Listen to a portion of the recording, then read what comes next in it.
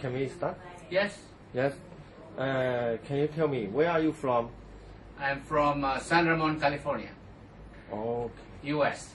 U.S. Yeah. What's your name? My name is Nestor Bonifacio. How do you know Fuda Hospital? I found out about Fuda Hospital back in August when Dr. Xu went to Baguio for a seminar. My brother Domingo, when he found out that I have cancer, he did a lot of research for me to get the cure. So he went to Baguio, meet Dr. Xu. And there's about 600 cancer patients that attended the seminars. When he came back, he called me and said, I want to bring you to China. This is a good doctor, this hospital, this is the solution for you. Then what happened was, I did not believe him. I did not believe Fuda Hospital. I know he went there, but nobody we can talk to that he had been at Fuda. So my brother took 8 months to convince me to come here. Only after my doctor in the U.S. started telling me that my cancer, my prostate, is growing, and that the next treatment that they're going to give me is chemotherapy and radiation. So my brother said, I don't want you to go into radiation, I don't want you to go into chemotherapy, but I said I cannot travel because at that time my hip, I have a fracture on my hip, I was in pain, I cannot walk, I cannot even travel on the airplane. My brother told me, I will bring you, I will be there, if I have to leave you to bring to China, I will do. So then, when I had that surgery, all my siblings went to see me. Guy from Canada, my brother, and then from Florida. We are 8 in the family, 3 girls and 3 boys. So they all came when I was in the hospital. And when I was in the hospital, my brother wanted to tell my doctor, my oncologist, and he said, I want to talk to the oncologist. I want to know exactly what they're going to do to you. It looks like there is no aggressive treatment you're receiving in the U.S. I want to bring you to China. And I said, no, I'm going to stay in the U.S. U.S. is the best for medical treatment. So then, when I was in the hospital, my brother said, I want to see your oncologist. So I arranged a meeting with my brothers and the oncologist. So my oncologist went to see me. And my brother said, you tell me and be honest with me. Are you going to cure my brother? And the doctor said, no, we don't do, we cannot cure cancer here, we can treat. Slowly, you can treat, but we're not curing cancer in the U.S. So at that moment, my brother told me, have you heard about Fuda Hospital? And the doctor said, I don't know about China, maybe there's something good in China, maybe doctors in China, they're good, but I don't know.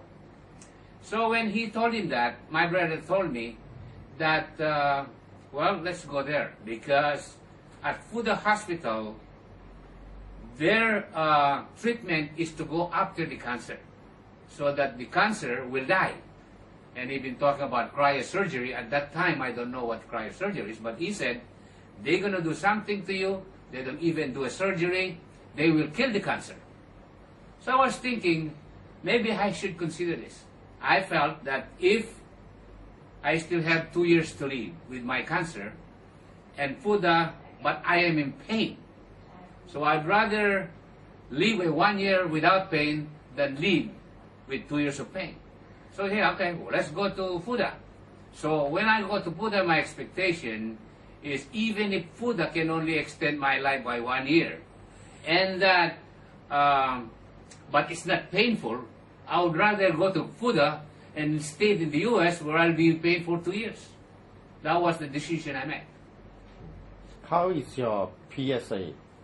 My PSA when I went here, I think the first test when I went here was 8.8, but it was going up, and then my PSA started going to 14, 12. At that moment, at that time, I was taking some medicines that the University of California, San Francisco, one of the best cancer hospital in the U.S., I have been diagnosed by, I've been checked by doctors in Stanford.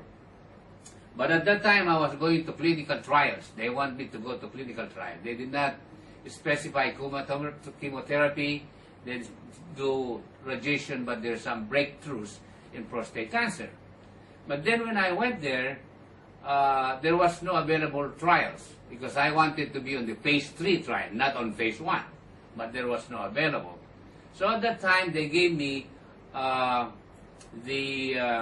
medicine for the cancer, which is called ketoconazole and hydrocortisone. When I took this medicine, I don't know if it's side effects, but what happened to me was I developed some, I cannot sleep. For 3 months, I cannot sleep. Maybe I sleep 2 days. Then along with that, I don't have the appetite. I cannot eat. Then along with that, I have stresses, anxieties, and depression. They want to send me to a psychiatrist. I was thinking, if you send me to a psychiatrist, I go to the mental hospital.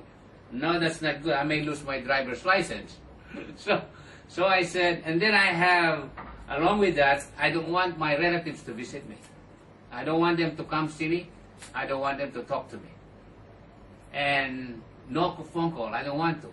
I don't want to watch TV, and I don't want to check my email because my brain, my memory is going down. At that moment, I was ready to go. I think it was hopeless. I was planning for my death. Until this came, when I got the surgery and all this came about, and I see hope. I was very happy that we're here. I think everything that I doubted before I came here, it was totally reversed. The doctors are good, much better than the U.S. The nurses are good, much better than the U.S. The services I receive here, the attention and caring is very important for the patient. And yet, that was lacking in the U.S. When I am in the hospital, I'm lucky if my doctor will visit me one day. They are hard to call. They always go to the advice nurse, and then you cannot talk to them. You are in pain, you are already in the emergency situation, you call them, you cannot call them. This is a totally great hospital. I think this hospital is designed for everybody. I think there is hope in the hospital. Anyone who has a cancer, diagnosed with cancer, this is the best hospital, and I can vouch for that. Thank you very much. Yeah. Yes. The important thing is, you see people who are caring for you, they love you. You love your patients. You care for them. That's very important for the patient. Yeah. Yes. Yes. Did you receive any treatment at our hospital? No. Here? No. Here, yeah. Yeah. The first thing that they did to me here is, what we did was, my brother, he said, even if you don't want to go to FUDA, I want to get your medical record.